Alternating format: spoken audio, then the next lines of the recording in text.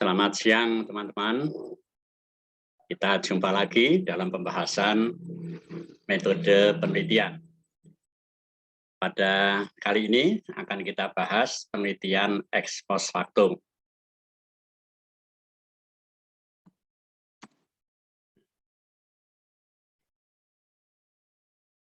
Kita mengenal beberapa metode penelitian,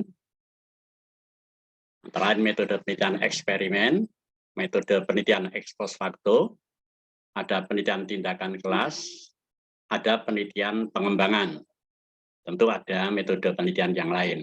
Tetapi yang akan kita bahas adalah 4 metode ini, di mana metode penelitian eksperimen yang pertama sudah kita bahas sebelumnya. Maka sekarang kita akan membahas metode penelitian ex post factum.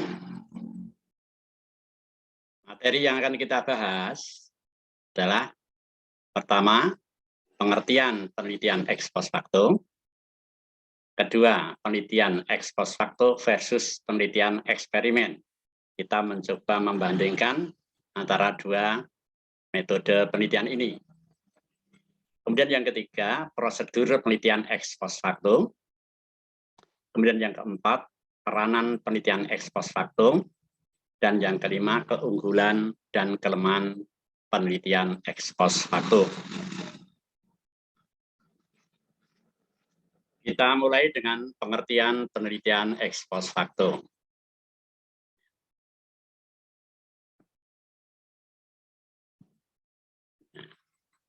Ex post factum berasal dari bahasa Latin yang artinya setelah fakta. Wayan Ardana mengungkapkan bahwa ex post factum adalah penelitian di mana si peneliti tidak dimungkinkan untuk memanipulasi variabel bebas.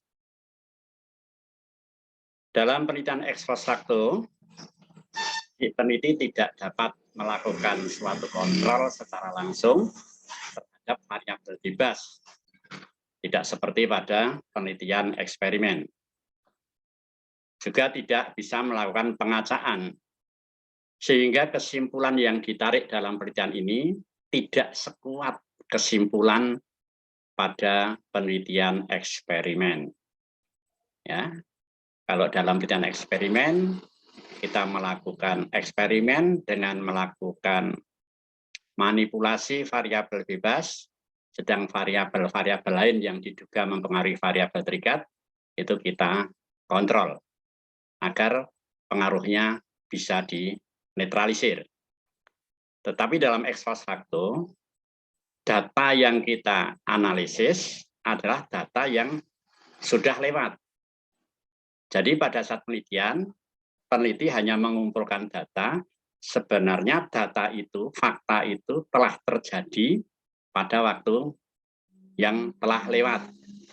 Sehingga peneliti tidak bisa melakukan pengontrolan secara langsung terhadap variabel bebas.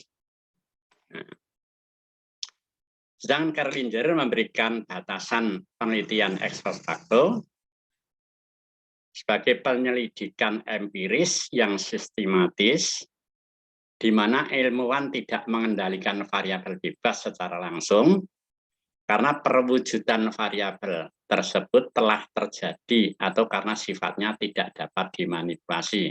Ya, sama dengan sebenarnya pada prinsipnya sama dengan yang disampaikan oleh Wayan Ardana. Ya, nah, kemudian Sumadi Suryabrata ini menyebutkan bahwa tujuan penelitian ex post factum adalah untuk menyelidiki kemungkinan hubungan sebab akibat. Kemungkinan ya, ini ada kata kemungkinan hubungan sebab akibat dengan cara berdasarkan atas pengamatan terhadap akibat yang ada.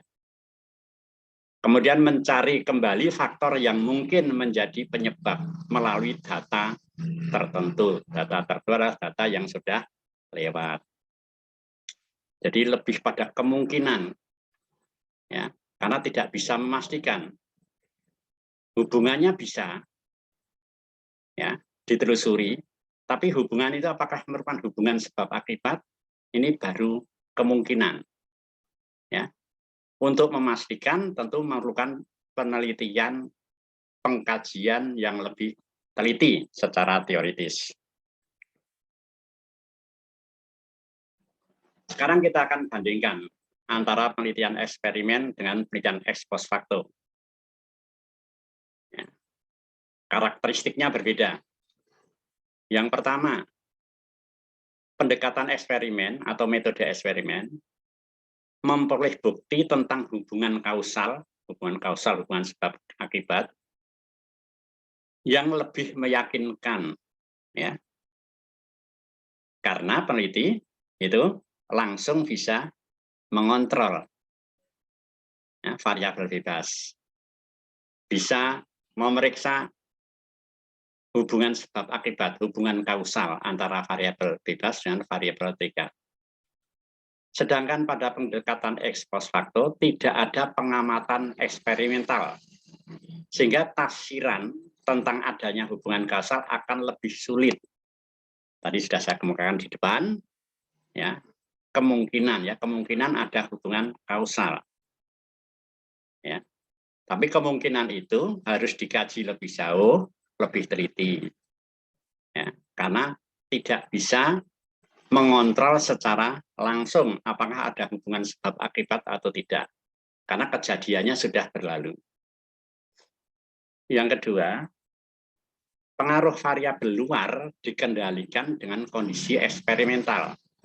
Jadi variabel-variabel yang diduga mempengaruhi variabel terikat karena tidak sedang diteliti, maka harus dinetralisir pengaruhnya, atau dengan kata lain dikontrol. Kemudian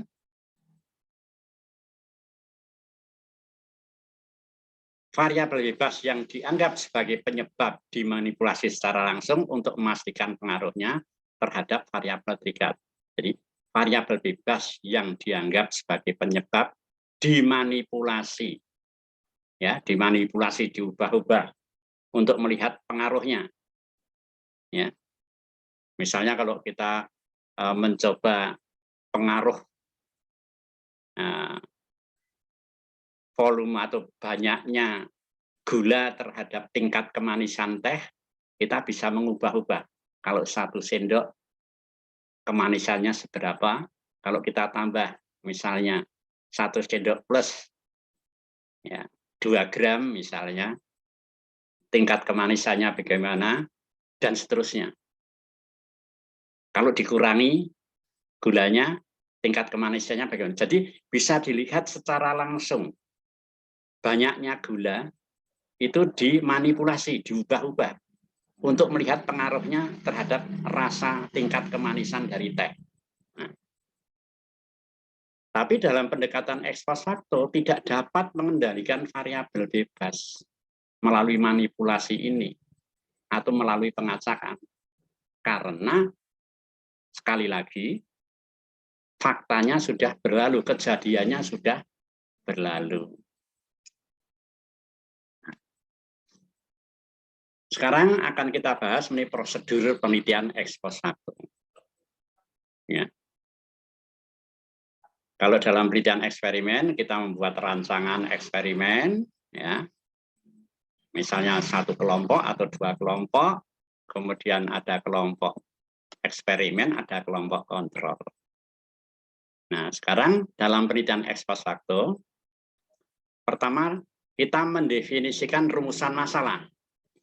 Sebenarnya yang nomor 1 ini sama, penelitian eksperimen juga sama seperti ini, merumuskan masalah. Kemudian yang kedua, melakukan penelaahan kepustakaan. Jadi kalau akan meneliti apakah ada pengaruh variabel X terhadap Y, ya, X misalnya motivasi kerja, Y-nya misalnya prestasi kerja, ingin meneliti apakah ada pengaruh motivasi kerja terhadap prestasi kerja, kita melakukan penelaahan secara kepustakaan, secara teoritis. Apakah secara teoritis memang ditemukan bahwa motivasi kerja itu mempengaruhi prestasi kerja. Jadi untuk menelaah ada pengaruh tidaknya itu melalui penelaahan kepustakaan, melalui kajian teori, melalui kajian terhadap hasil-hasil penelitian sebelumnya yang relevan, melalui kerangka berpikir. Ya. Nah, berdasarkan kajian ini dirumuskan hipotesis. Nah, rumusan hipotesis akan menyatakan ada pengaruh variabel X, misalnya motivasi kerja, terhadap Y, prestasi kerja. Kemudian yang 4, rumuskan asumsi-asumsi yang mendasari hipotesis itu, serta prosedur yang akan digunakan. Ya, tentu asumsi-asumsinya ada, ya. Misalnya motivasi kerja mempengaruhi prestasi kerja. Tentu ada beberapa asumsi yang mendasari, ya. Kemudian yang kelima, rancangan cara pendekatannya. Pertama, menentukan subjek penelitiannya dan objek penelitiannya. Subjek adalah respondennya. Ya. Objek adalah variabel yang akan diteliti. Jadi subjeknya misalnya karyawan perusahaan menengah dan kecil di kota Yogyakarta. Ya. Kemudian objek penelitiannya motivasi kerja dan prestasi kerja. Kemudian menentukan teknik pengumpulan data dan menyusun instrumennya. Teknik pengumpulan datanya bisa menggunakan kuesioner, ya, bisa menggunakan wawancara, bisa menggunakan dokumentasi. Ya. Kalau penelitian ex post facto biasanya tidak menggunakan pengamatan atau observasi, karena datanya sudah lewat, sudah tidak bisa diobservasi. Ya. Kemudian menyusun instrumen. Jadi kalau teknik pengumpulan datanya pakai kuesioner, ya kuesioner disusun langkah-langkahnya seperti yang sudah kita bahas sebelumnya. Ya, membuat rumusan variabel penelitian, menentukan dimensi-dimensinya, menentukan masing-masing dimensi, ditentukan indikatornya, masing-masing indikator dibuat pertanyaan-pertanyaannya. Sehingga kuesioner itu memang mengungkap variabel, data variabel yang akan diteliti, yang akan diungkap. Nah, kalau sudah ditempuh dengan langkah-langkah seperti yang disebutkan tadi, tentu kalau itu dilakukan dengan benar, validitas isi dan validitas konstruk terpenuhi. Ya. Tapi masih perlu dilengkapi dengan validitas empiris, yaitu diuji cobakan instrumennya. Ya, jadi kuesionernya diuji cobakan.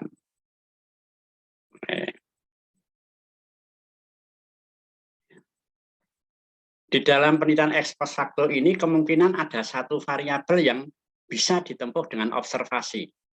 Ya, bukan berarti sama sekali tidak bisa menggunakan observasi. Misalnya Anda akan meneliti pengaruh motivasi kerja terhadap keterampilan kerja. Nah, keterampilan kerja itu bisa juga dilihat, diobservasi, diamati ketika karyawan itu melakukan pekerjaan. Jadi motivasi kerjanya diungkap menggunakan kuesioner, datanya dikumpulkan oleh kuesioner, tapi keterampilan kerjanya itu melalui pengamatan. Jadi kita mengamati keterampilan kerjanya, cara kerjanya. Nah, kalau menggunakan observasi berarti disusun suatu pedoman observasi. Nah, pedoman observasi ini juga harus disusun menggunakan kisi-kisi penyusunan pedoman observasi agar terpenuhi validitas isi dan konstruknya. Ya. Kemudian memvalidasi teknik pengumpulan data. Ya. Jadi tadi melakukan pengujian terhadap tekniknya tadi, valid tidaknya, reliable tidaknya, itu memvalidasi teknik pengumpulan data. Kalau valid dan reliable, maka teknik pengumpulan data itu bisa digunakan untuk penelitian yang sesungguhnya. Tadi diuji cobakan, setelah diuji cobakan itu untuk mengetahui valid tidaknya. Nah, kalau sudah dinyatakan valid, maka bisa digunakan untuk mengumpulkan data. Kalau belum valid, itu direvisi dulu kuesionernya atau pedoman observasinya. Setelah direvisi, dikonsultasikan pada konsultannya. Ya, jika mungkin diuji cobakan lagi, jika dengan melalui ahli sudah cukup, ya, karena revisinya tidak terlalu banyak, mungkin bisa juga dilakukan, tergantung konsultannya. Nah, setelah itu dilakukan, maka pengumpulan data dilaksanakan. Kuesioner dibagikan pada responden sebagai sampelnya, atau kalau pedoman observasi, lembar observasinya digunakan ketika melakukan observasi. Nah, dari teknik pengumpulan data dan observasi tadi akan diperoleh data, maka data itu akan kita buat tabulasi, kemudian dianalisis, ya, diolah, kemudian dianalisis agar bisa menarik kesimpulan. Nah, analisisnya dalam penelitian kuantitatif menggunakan statistik. Nah, kalau ini sudah bisa ditarik kesimpulan, maka secara keseluruhan langkah-langkah penelitiannya, ya, sampai pengujian hipotesisnya, menarik kesimpulan, menganalisis ini menguji hipotesis, ya. Kalau penelitiannya itu menggunakan hipotesis. Nah, jadi mulai awal rumusan latar belakang masalah dan seterusnya, sampai langkah-langkah pengumpulan data, sampai data diolah, dianalisis, sampai menarik kesimpulan, ya, maka semua langkah ini, apa yang telah dilakukan ini dilaporkan. Laporannya dalam bentuk skripsi bagi mahasiswa S1, ya, berupa tesis bagi S2, berupa disertasi bagi S3, dan laporan hasil penelitian apabila penelitian itu dilakukan untuk non-degree, ya, bukan untuk memperoleh derajat kesarjanaan, ya, atau gelar kesarjanaan. Nah, ini prosedurnya. Nah, sebenarnya ini sudah kita bahas langkah-langkah ini, ya. Nah, ini ditegaskan dalam ex post facto langkah-langkahnya seperti ini. Nah, lanjut. Sejauh mana pentingnya penelitian ex post facto? Apakah penelitian ex post facto itu penting? Ya. Ini ditegaskan oleh Gerlinger yang menyatakan bahwa meskipun ada kelemahan-kelemahan penelitian ex post facto, ini harus dilakukan untuk bidang-bidang seperti bidang psikologi, sosiologi, dan bidang pendidikan. Kenapa? Karena banyak masalah di bidang ilmu sosial, bidang pendidikan, tidak mudah diselidiki, diteliti menggunakan metode eksperimen atau secara eksperimental. Ya. Dalam penelitian pendidikan, seperti variabel-variabel kecerdasan, bakat, latar belakang keluarga, cara mendidik oleh orang tua, kepribadian guru, suasana sekolah, tidak dapat dimanipulasi, tidak bisa diubah-ubah. Apa adanya. Kecerdasan itu ya apa adanya. Ya. Subjek yang diteliti tentang kecerdasan ya sudah. Dites kecerdasannya, itu nggak bisa diubah-ubah. Tidak bisa dimanipulasi. Nah, untuk bidang-bidang seperti ini tidak mungkin dilakukan penelitian secara eksperimental, maka satu-satunya menggunakan penelitian ex post facto. Nah. Kemudian yang kedua, telah banyak studi ex post facto yang sangat dapat dipercaya. Misalnya penelitian hubungan antara merokok dengan penyakit kanker paru-paru. Ya, jadi penelitian-penelitian di bidang kesehatan itu tidak serta-merta bisa dilakukan eksperimen untuk mengetahui hubungan sebab akibat. Misalnya hubungan apakah ada pengaruh ya frekuensi merokok dengan atau terhadap kesehatan paru-paru misalnya. Ini tidak bisa dilakukan eksperimen karena peneliti tidak dapat melakukan pengacaan, menetapkan kelompok subjek yang harus merokok dan kelompok lain yang tidak boleh merokok. Ya. Ingat toh, pengacaan, acak itu mengundi. Jadi ada sekelompok remaja misalnya, kita bagi dua, dibagi dua secara acak, kemudian yang satu diminta merokok, yang satunya tidak merokok. Nah, mungkin menjadi 3 kelompok besar. Nah, dari kelompok besar dibagi menjadi 3 kelompok. Yang satu merokok dengan 1 hari 2 batang, kelompok 2 merokok 1 hari 4 batang, kelompok 3 tidak merokok. Misalnya begitu. Itu tidak bisa dilakukan. Ya, tidak bisa diacak. Padahal penelitian ya secara acak itu merupakan persyaratan untuk diperoleh ya, hasil yang dipertanggungjawabkan, diberi suatu kelompok-kelompok yang seimbang. Ya, secara statistik, secara matematis, pembagian kelompok hanya bisa yang seimbang, hanya bisa dilakukan dengan pengacaan. Ya. Nah, karena tidak bisa dilakukan pengacaan untuk membagi kelompok-kelompok itu, ya, maka studi tersebut terpaksa harus dilakukan secara ex post facto. Jadi misalnya gini, kita melakukan penelitian saja pada karyawan di suatu perusahaan, subjeknya 200 misalnya. Nah, dikasih kuesioner, ya dikasih kuesioner, ditanyai tentang, bisa wawancara ya, bisa kuesioner, bisa wawancara, ditanyai tentang frekuensi merokok. Itu jawabannya bervariasi. Ada yang tidak merokok, ada yang merokok 1 hari 1 batang, ada yang 1 hari 2 batang, ada yang lebih dan seterusnya. Jawabnya bervariasi.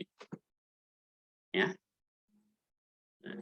Setelah itu diperiksa kesehatan paru-parunya misalnya masing-masing. Ya. Sehingga kita akan memperoleh data per responden subjek penelitian, ya, frekuensi merokoknya berapa, kesehatan paru-parunya seberapa, ya, tentu menggunakan pengukuran kesehatan paru-paru. Ya. Mungkin dibagi menjadi beberapa degree ya, tingkatan, ya, sehat sekali, sehat, cukup, kurang sehat, tidak sehat misalnya gitu. Tentu ini menggunakan teknik-teknik tertentu di bidang kesehatan. Nah, sehingga kita punya daftar, ya, punya daftar, satu daftar tingkat kesehatan paru-paru, satu daftar tingkat kesehatan, satu daftar frekuensi merokok, dan satunya daftar kesehatan paru-paru. Dipasangkan, ya, misalnya responden 1 merokoknya berapa? Kalau tidak merokok kasih skor 0. Kalau merokok 1 kasih 1. Kalau 1 hari 2 dikasih skor 2 dan seterusnya. Kemudian tingkat kesehatannya dikelompokkan. Dia masuk sangat bagus, kalau sangat bagus 5, bagus 4, cukup 3, kurang bagus 2, tidak bagus 1. Misalnya begitu. Nah, sehingga kita punya 2 daftar penskoran, yaitu skor frekuensi merokok dan skor kesehatan paru-paru. Nah, kita susun di dalam tabel. Nah, dari situ kita akan korelasikan. Ya, kita korelasikan apakah ada korelasi positif atau tidak. Kalau ada korelasi positif artinya semakin banyak merokok, kesehatan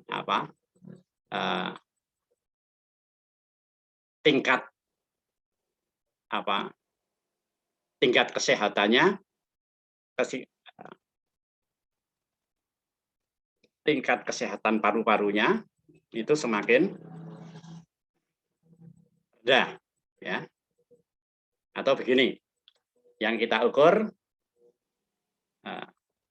tingkat penyakitnya, ya, tingkat penyakitnya tinggi.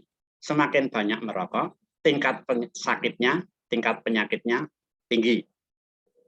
Yang tingkat atau frekuensi merokoknya rendah, tingkat penyakitnya atau skor tingkat penyakit paru-parunya itu rendah. Jadi searah, itu ada hubungan positif. Semakin banyak merokok, semakin tinggi risiko sakitnya. Semakin rendah merokok, semakin rendah frekuensi merokok, semakin rendah risiko penyakit paru-parunya. Nah, ini ex post facto ini, bukan eksperimen. Karena datanya sudah ada, dia merokok 1 hari berapa itu sudah ada. Kita tinggal mengumpulkan saja, tinggal mencatat saja. Kemudian risiko penyakitnya itu tingkatannya berapa, itu sudah ada pada mereka. Cuma kita tinggal mengukur menggunakan cara-cara yang ditempuh dalam ilmu kesehatan. Ini tidak bisa eksperimen. Ya. Kalau dilakukan secara eksperimen, berarti harus di random, diacak. Yang biasa tidak merokok harus merokok. Ya, nah, mungkin yang dipilih itu yang tidak merokok semua, kemudian dibagi 3 secara random. Yang satu kelompok tidak merokok, yang satu kelompok disuruh merokok 2 batang 1 hari, misalnya. Kemudian yang satu kelompok lagi 1 hari 4 batang misalnya. Nah, ini artinya dimanipulasi. Nah, cara ini tidak secara etis tidak diperkenankan. Karena orang tidak biasa merokok disuruh merokok. Lebih-lebih kalau yang dijadikan percobaan itu anak-anak tingkat sekolah SD. Nah, ini semakin tidak etis atau melanggar etika. Ya, gitu. Jadi penelitian-penelitian banyak yang tidak bisa dilakukan secara eksperimental, padahal itu penting untuk diteliti, untuk diketahui hubungan sebab akibat. Ya, jadi kalau kita menyimpulkan ada pengaruh frekuensi merokok terhadap risiko penyakit paru-paru, misalnya, itu dilakukan secara ex post facto.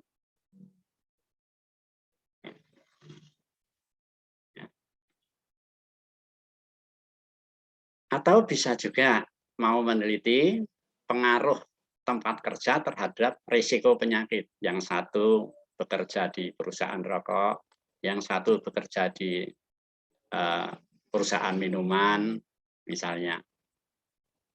Yang satu bekerja di tempat lain, ya, di toko misalnya. Ya.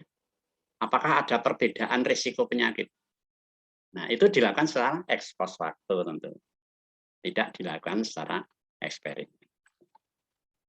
Jadi, meskipun penelitian ex post facto itu tidak ya secanggih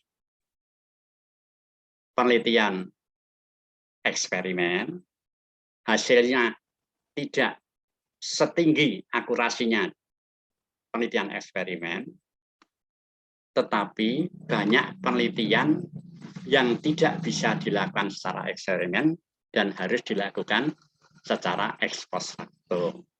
Nah, pertimbangannya ini tadi, ya sudah disebutkan tadi. Nah, pertama, tidak semua variabel bebas itu tidak semua variabel bebas itu bisa dimanipulasi. Kedua, kelompok-kelompok eksperimen itu harus dilakukan pengacaan. Nah, pengacaan ini tidak selalu bisa dilakukan. Ya. Oleh karena itu ditempuh dengan penelitian ex post facto. Ya. Jadi keunggulan dari penelitian ex post facto dibandingkan penelitian eksperimen, pertama, baik digunakan untuk berbagai keadaan. Kalau metode yang lebih kuat, yaitu metode eksperimen, itu tidak bisa dilakukan. Yang kedua, apabila tidak memungkinkan memilih, mengontrol, dan memanipulasi faktor-faktor yang diperlukan dalam menyelidiki hubungan sebab akibat secara langsung. Secara langsung berarti eksperimen.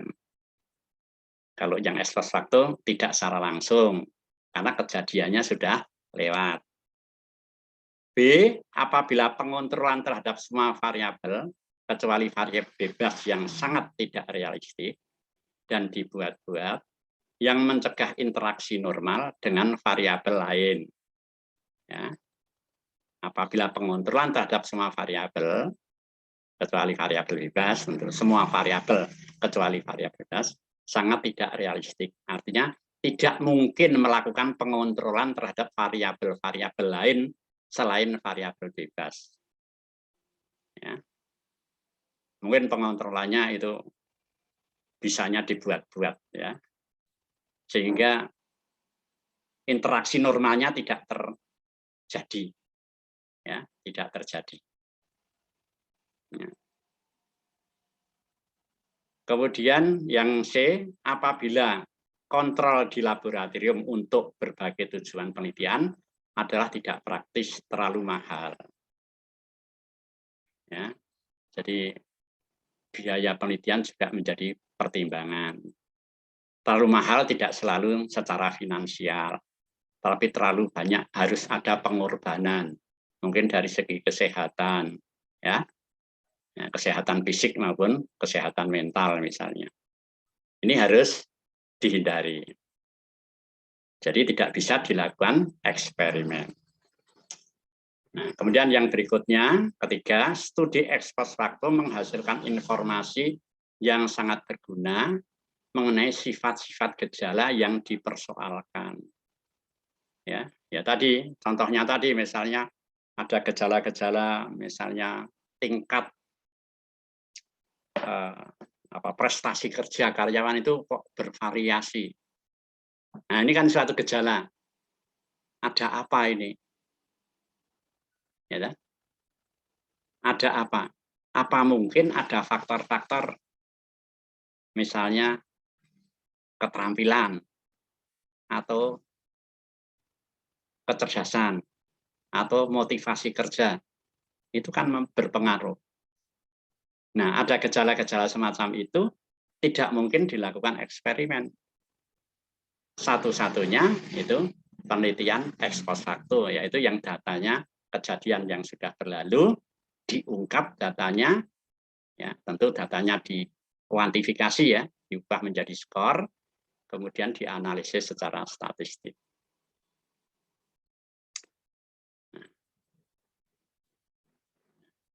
Kemudian yang berikutnya ini keempat, ya, perbaikan-perbaikan dalam hal teknik, metode statistik dan rancangan. Jadi maksudnya dengan ex post facto, ya, ini dimungkinkan menggantikan eksperimen dengan memperbaiki teknik analisis data, metode statistiknya dan rancangan penelitiannya. Ya, jadi kita memperbaiki tekniknya, metode statistiknya maupun rancangan penelitiannya supaya hasilnya itu bisa meyakinkan bahwa ada hubungan kausal antar variabel yang diteliti, variabel bebas dan variabel terikat. Itu keunggulannya. Nah, kelemahannya, Jadi tidak lepas dari kelemahan juga variabel ex post facto. Terutama kalau tidak dilakukan secara hati-hati, hasilnya bisa menyesatkan. Yang pertama tadi sudah disebut, tidak adanya kontrol dari variabel, dari setiap variabel yang diduga mempengaruhi tetapi yang tidak diteliti. Tidak bisa dikontrol. Dan yang diteliti, variabel bebas tidak bisa dimanipulasi. Dua, apabila saling hubungan antara dua variabel, yaitu variabel bebas dan variabel terikat, itu ditemukan secara statistik, setelah dianalisis ternyata ada korelasi positif dan signifikan, misalnya gitu. Tetapi mungkin sukar untuk menentukan mana yang menjadi sebab dan mana yang menjadi akibat. Ya. Nanti kita beri contoh ini. Jadi, dianalisis secara statistik ada hubungan positif. Ya.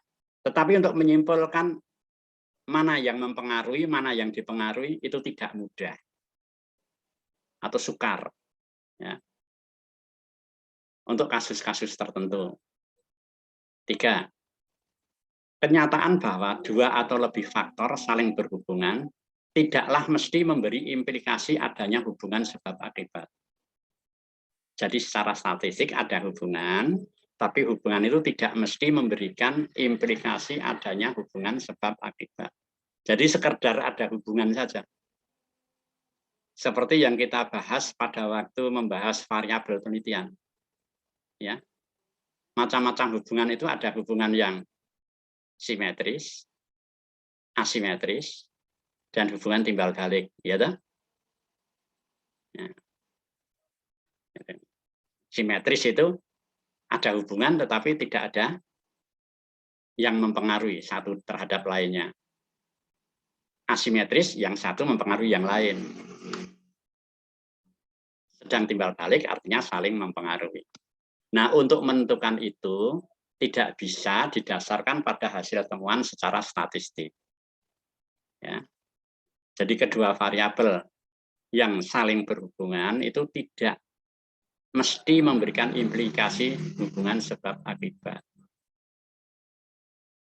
Yang keempat, menggolong-golongkan subjek ke dalam kategori dikotomi, misalnya golongan pandai dan golongan bodoh. Untuk tujuan perbandingan, menimbulkan persoalan-persoalan. Karena kategori itu sifatnya kabur, bervariasi, tidak mantap, dan juga mungkin berpengaruh secara psikologis juga. Ya. Jadi misalnya, apakah ada pengaruh ya,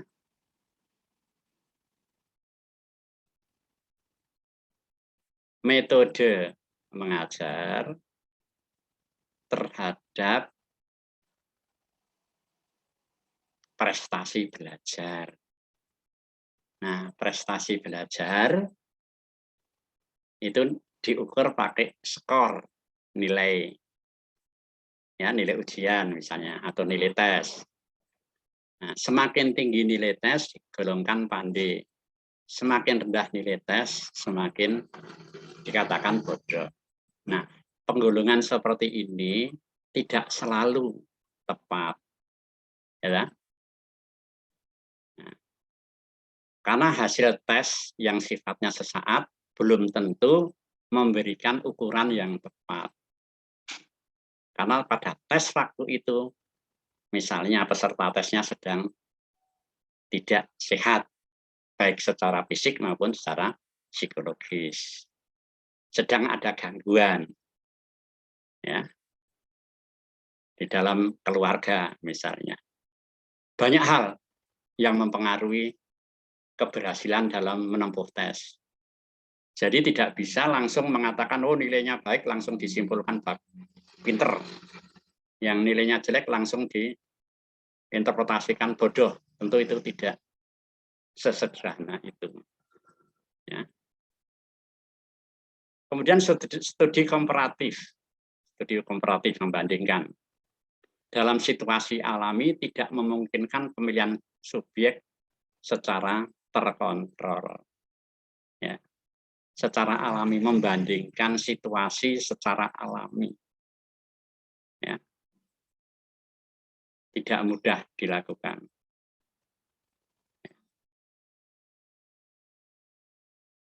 Oleh karena itu, kelemahan-kelemahan ini harus disadari. Kalau kita menyadari, maka kita akan semaksimal mungkin menghindari terjadinya kelemahan itu. Ya. Artinya penelitian-penelitian yang tidak dimungkinkan menggunakan penelitian ex post facto itu ya tidak dilakukan. Saya akan menjelaskan yang nomor 2 ini. Ya. Apabila saling hubungan antara dua variabel telah ditentukan, mungkin sukar untuk menentukan mana sebab, mana akibat. Contohnya, hasil penelitian ya, dari kelompok-kelompok yang suka minum-minum, itu hasil belajarnya jelek. Sedang yang tidak suka minum-minum, hasil belajarnya baik. Apakah ini artinya minum-minum memberikan pengaruh terhadap hasil belajar? Ya.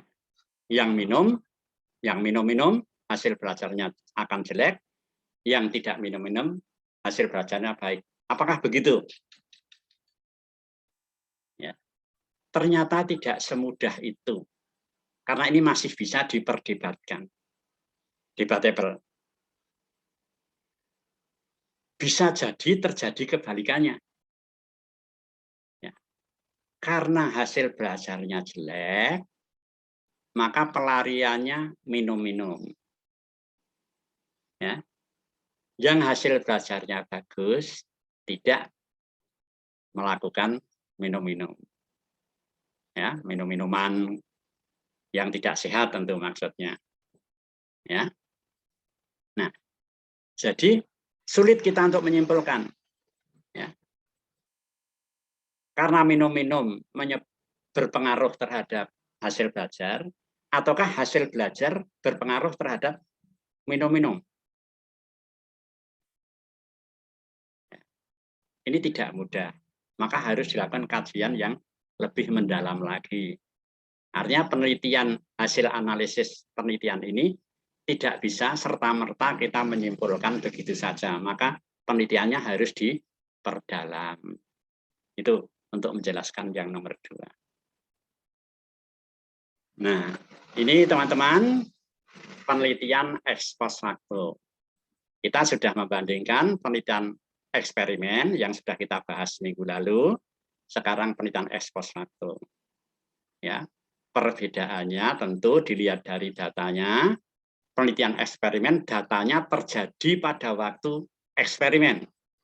Datanya itu baru muncul ketika eksperimen dilakukan.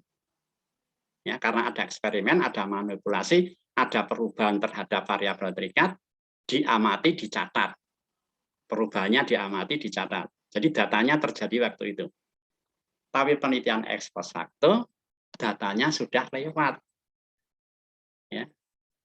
Atau dengan kata lain, eksperimen datanya diciptakan, ex post facto datanya ya, bukan diciptakan, tapi sudah terjadi sebelumnya.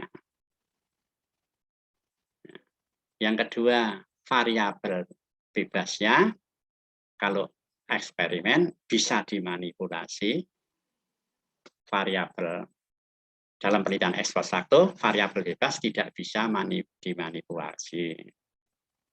Yang ketiga, variabel-variabel lain yang diduga mempengaruhi variabel bebas tetapi tidak sedang diteliti, itu bisa dikontrol dalam ex post facto. Dalam eksperimen. Dalam ex post facto tidak bisa dikontrol. Artinya kalau memang tidak bisa dikontrol, ya pakai saja ex post facto. Jadi kalau variabel bebas tidak bisa dikontrol, pakai saja ex post facto. Kalau variabel bebas tidak bisa dimanipulasi, pakai saja ex post facto. Tetapi kalau bisa dimanipulasi, bisa dikontrol, silahkan pakai eksperimen. Hasilnya ini bagus. Lebih meyakinkan. Begitu teman-teman. Silahkan nanti Anda dalam menyusun skripsi mau memilih yang penelitian ex post facto ataukah penelitian eksperimen. Masing-masing punya keunggulan, ya, dan punya kelemahan. Untuk itu harus dilihat kasusnya yang akan diteliti supaya bisa meminimalisir kelemahan-kelemahan baik pada eksperimen maupun dalam ex post facto. Ya. Begitu teman-teman, ya, pembahasan penelitian metode penelitian ex post facto pada hari ini. Ya. Silakan dipelajari lagi, ya, terutama juga dari modul yang sudah saya bagikan dan penjelasan saya pada saat ini. Jika masih ditemukan beberapa hal yang belum bisa dipahami, kita diskusikan di kesempatan yang lain. Sekian ya teman-teman, selamat sore, sampai ketemu lagi. Terima kasih.